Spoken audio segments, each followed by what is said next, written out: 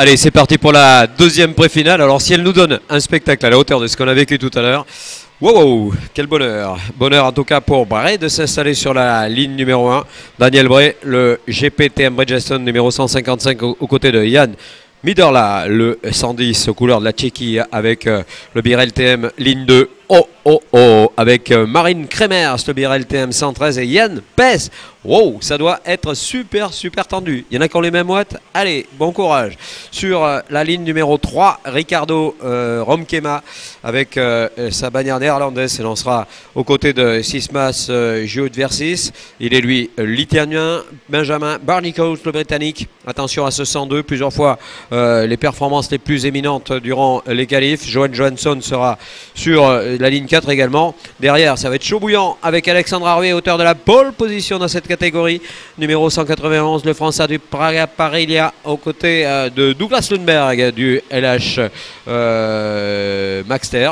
On retrouvera sur la ligne 6 Alessio Piccini, fils de Alessandro, bien sûr, Tony Kart, Vortex, Matteo Vigano pour le Top Kart Parilia sera là sur la ligne suivante. Ensuite, on retrouvera Cresson et Gust Specken. On retrouvera Laurie Spinelli et Simon Vigers. Ligne numéro 9 pour Sébastien Luisier et Jordi Van Morcel. Ligne numéro 10 pour Julien Goupy. À suivre, mesdames et messieurs, Julien.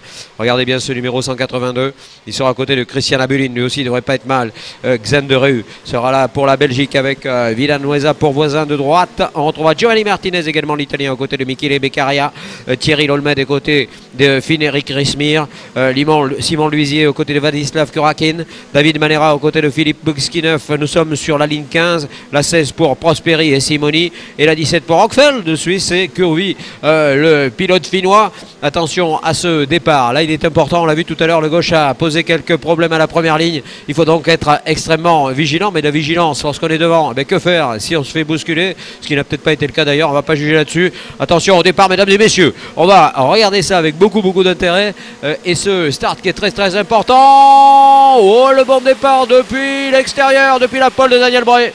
Ah, ce diable de Bray qui va virer en tête au premier gauche. On regarde derrière, ça touche, mais lui il va passer alors que derrière, malheureusement, il y a un pilote qui a été recadré. Aïe, beaucoup de concurrents et de châssis qui sont un petit peu en vrac là, alors que devant, Daniel Bray ne s'est pas soucié de cette situation. Il est parti et il semble bien que Midorla ait réussi le bon départ. Midorla qui est tout bonnement dans sa roue. On regarde les secteurs pour voir si on ne surfourvoie pas sur ces analyses, pour voir s'il n'y a pas de problème. Voilà, alors que c'est peut-être Kremers qui a connu quelques soucis, puisqu'il me semble l'avoir vu passer un petit peu plus loin.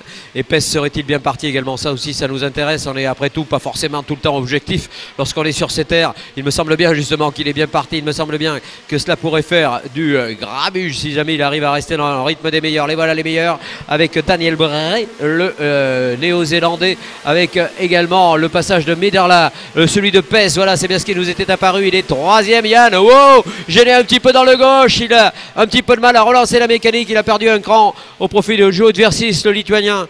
Ah, c'est dommage, mais en même temps, pas grave, hein, parce qu'il aurait pu perdre beaucoup plus que ça. On a senti le kart scotché un petit peu au sol. La relance a du coup été un tout petit peu difficile. Johansson est bien parti. Alexandre Harvey, wow, super Alex, il est 3 places de mieux maintenant, il est 6ème. Alors que Romkema a perdu de position, que Vigers est en train de remonter. Et Pes, ouais, qui nous fait une course absolument remarquable. C'est même le plus rapide, hein, on va vous le dire pour être tranquille. C'est lui le plus rapide, alors qu'on revoit cette action derrière. Yann Pes qui est actuellement le plus rapide en piste, et ce Yann là, lorsqu'il est dans cet état de grâce, eh bien il va falloir essayer de le suivre. Pour l'instant il est quatrième d'un groupe amené, on le répète, par Bray, mais Bray sous la menace directe de Midorla extrêmement efficace, le pilote Birel TM, le tchèque, franchement le chèque en blanc et rouge d'ailleurs pour ce pilote, un pilote qui va retrouver maintenant les avantages de l'aspiration dans la ligne droite,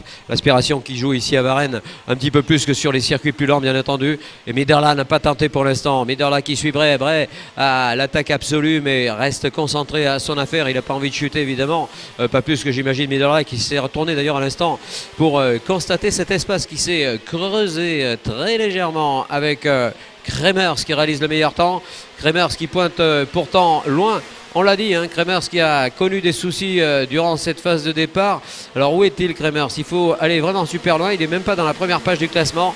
Et voilà ce classement avec Daniel Bray, le néo-zélandais, et une attente visible, perceptible de la part de Midderla. Midderla qui est tout bonnement en train de faire des belles choses. Ah, il est loin, Kremer. S'il est seulement 27e, aïe, aïe, aïe, aïe, aïe. Là, c'est vraiment la mauvaise OP. Maintenant, il en est vraisemblablement pas responsable. On a vu que cette touchette, elle était, je dirais pas habituelle, mais enfin constatée comme étant un fait de course. Alors qu'Alexandre Harué prend le meilleur tour. Meilleur temps pour Alexandre Harué, le Français du Praga. Le voilà, Alexandre qui est en train de recoller. Alexandre qui est remonté de 4 positions déjà. Harué derrière, Johansson derrière. Pes derrière, Giot Virsis derrière Midria et bien sûr Bray.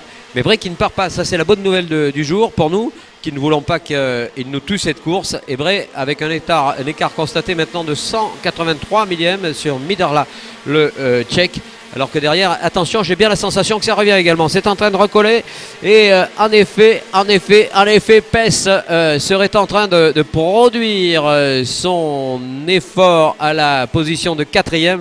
Mais le 3e reste Giot Virsis pour parler de celui qui est en train de revenir sur la tête de course. Et c'est Johansson qui pourrait menacer Jan Pes directement.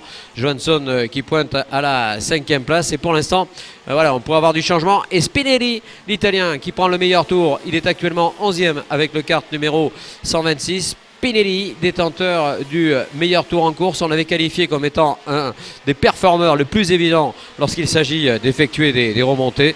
Il l'a fait parfaitement, il l'a fait magnifiquement et il s'inscrit pour l'instant parmi les plus rapides avec également peut-être ce qu'on espère en tout cas une capacité retrouvée du peloton devant et ce groupe, attention, où il y a des changements et peut-être une attaque d'Harué justement sur Pes. Alors la bataille franco-française risque d'être particulièrement délicate à suivre pour nous qui sommes évidemment partenaires de ces deux-là, sans préférence aucune. Pour autant, eh bien, on a bien la sensation qu'il va y avoir un petit peu de grabuge à ce niveau-là. Harué pour l'instant patiente derrière Nian qui s'est vu dépasser par Johansson à l'instant. Allez, il faut reprendre un petit peu le rythme, il faut retrouver bien sûr les performances. Maintenant, encore une fois, on a choisi sans doute des réglages qui sont plus favorables au début d'épreuve qu'à la fin. Nous sommes loin de la fin d'ailleurs, il reste encore 9 tours à boucler. Et devant, regardez cet espace extrêmement réduit entre les deux pilotes qui animent les deux premières positions. On a vu passer Bray tout à l'heure, le néo-zélandais. On voit passer Midderla, le pilote tchèque. Et puis toujours ce diable de Giot Virsis qui reste dans le rythme mais qui souffre un petit peu quand même pour rester à cette vitesse-là.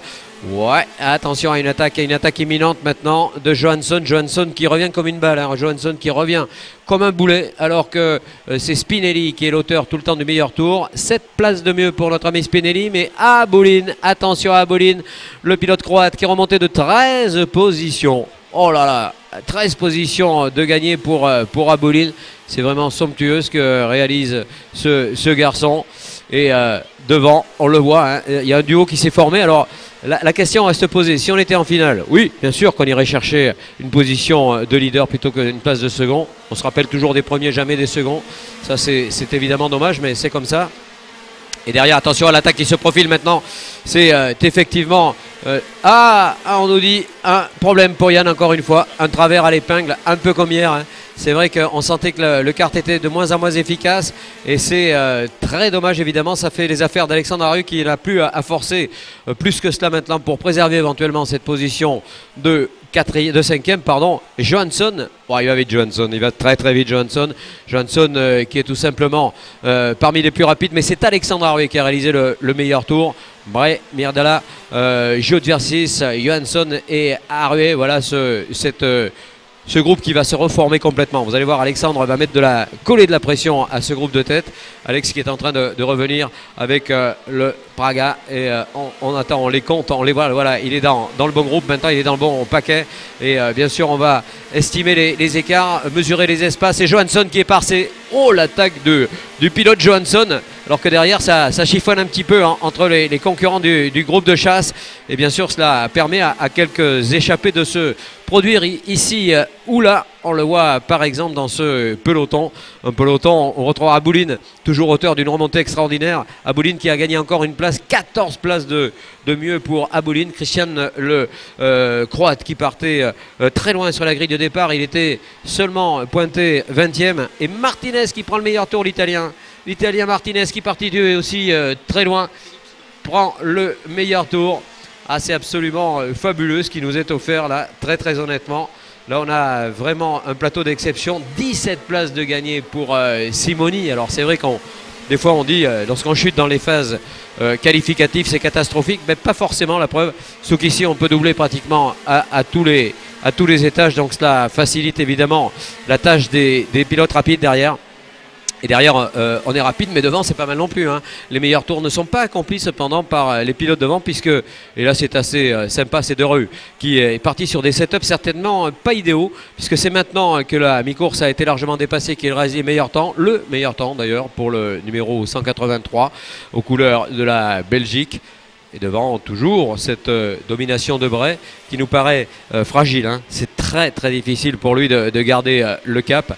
De même d'ailleurs que pour le groupe de chasse à l'arrière. Une chasse où l'on retrouve également la belle disposition, mais à quelques encablures quand même, de Johansson et d'Arué. Arué qui n'a pas forcément d'ailleurs gros à gagner sur l'attaque de Johansson, parce qu'après pour refaire la différence avec le duo de tête, ça va être beaucoup plus compliqué. Et Midorla, le Tchèque, on le voit, Johansson, il n'y a pas grand chose, il y a un petit dixième de différence entre les deux. Pour l'instant, c'est toujours le Néo-Zélandais qui conduit la meute. Alors va-t-on tenter quelque chose pour Midorla? Ça ne m'étonnerait pas. Ça ne m'étonnerait pas qu'il préfère jouer un rôle attentiste à l'arrière de cette deuxième position. Il sait qu'il n'y a personne derrière, donc il n'a pas vraiment de pression. Voilà, j'ai l'impression qu'Arué serait passé. J'ai bien cru apercevoir son casque et sa tenue. Arué qui serait sous toute réserve passé devant Johansson. Chose qui va nous être vraisemblablement confirmée bientôt. Attention, passage de Bray. On est toujours à égalité absolue avec Midorla. Les écarts qui sont très faibles entre les deux. Et Midorla, j'ai la sensation, hein, mais c'est peut-être un avis personnel, qu'il en garde un petit peu sous le pied droit, de manière à pouvoir porter les stockades tout à l'heure. Il reste 3 tours avant l'arrivée. 3 petits tours et s'en iront vers l'arrivée. Pas encore le podium, ce sera pour plus tard dans la journée. Et là, je peux vous dire qu'on va regrouper, évidemment, on va sélectionner au travers de ces deux pré-finales les mieux positionnés de chacun des deux groupes. Et à ce titre, eh bien, il y a des déconvenus, il y a des déceptions. Il y a Beccaria, il y a Manera. Ça va être compliqué pour Kremers également. Incroyable, hein, alors qu'il, lui, il partait en ligne numéro 2. Et Arué est passé confirmation donc en 3e position. Qui est le plus rapide? C'est toujours ce diable de Belge, ce diable de Reu qui continue à cravacher. Alors que les tours s'égrènent, chers amis, nous allons rentrer dans les 2 derniers tours maintenant. Les 2 derniers tours, Arué a pratiquement sauvé sa 3e position. Alexandre qui partait un peu moins bien que cela, mais le papa était confiant ce matin. Je l'ai croisé dans les paddocks, il m'a dit tu vas voir, ça va le faire, on y croit, et on a raison. Il était 9e seulement sur la grille après les qualifs d'hier. Il a remporté également la pole position, ce qui n'est pas une mince affaire, et pas plus d'ailleurs que celle qui va être pour notre ami Bray de garder la tête, le Néo-Zélandais qui devra garder non seulement la tête de la course, mais la tête froide également pour résister à une attaque imminente maintenant. On le voit du pilote Midorla, le Tchèque. Allez, première attaque peut-être dans le gauche alors que le dernier tour est en route, mais pour l'instant pas de sollicitation excessive pour ce pilote. On va débouler maintenant dans ce virage qui va bien sûr saluer et souligner sans doute une performance exemplaire. Là voici ce duo également. C'est pas tout à fait terminé. Last lap, dernier tour, ouais, l'attaque à l'extérieur, mais ça n'est pas passé pour Midorla. Oui, Bray, il veut la garder cette première position. Boum, on enquille les vitesses, mais le rythme est moins bon. Heureusement que derrière, on n'était pas trop près. Et Bray qui a encore quelques soucis à se faire. Peut-être là, peut-être dans l'aspiration de la longue ligne droite. Aspi, et pas d'attaque de la part de Midorla. Il est intelligent ce garçon. Au pylône, ça m'étonnerait un petit peu. On va aborder maintenant une autre partie possiblement ouverte au dépassement. Le voici qui ne s'est pas produit justement. Et pour l'instant, Bray qui maintient le cap. Il est obligé de fermer toutes les portes. Et voilà, le gauche, ça ne passera plus maintenant. Je vois pas très bien où ça pourrait se produire. Peut-être là, on ne sait jamais, mais ce serait un petit peu suicidaire. Non, on va rester comme ça dans le grand droite. Et la victoire absolument fragile, mais superbe, du pilote Bray, le néo-zélandais qui s'empare, regardez, de la victoire avec un écart de 1 dixième de seconde seulement. Avec le second, troisième place pour Alexandre Aruet, quatrième place pour Johansson, cinquième place pour Abouline, méga Abouline. Abouline, il sera sur le podium tout à l'heure. Allez, non, je n'ai pas dit. Abouline, 15 positions de remontée pour le pilote croate. Fabuleux. Spinelli remonté de 9 places également. Jodversis a reculé d'un cran par rapport à la situation sur la grille de départ. Wiggers est 9e. On retrouve ensuite Spengen qui est remonté de 5 positions. Quant à Wiggers, c'était 8. Rom Kema, le néerlandais, a chuté un petit peu. 14 places de mieux pour Thierry Lolmed. C'est beau. On retrouve ensuite Julien Goupy qui est remonté de 7 crans. 5 places de mieux pour Van Dorsel. De Reuve à la position de 14e, 15e et 17 places de mieux pour Simoni. On retrouve Martinez, ensuite Cuisier, Hochfeld, Prosperi, Kremers et consorts. Voilà donc les positions pour chacun de ces pilotes de la deuxième pré-finale.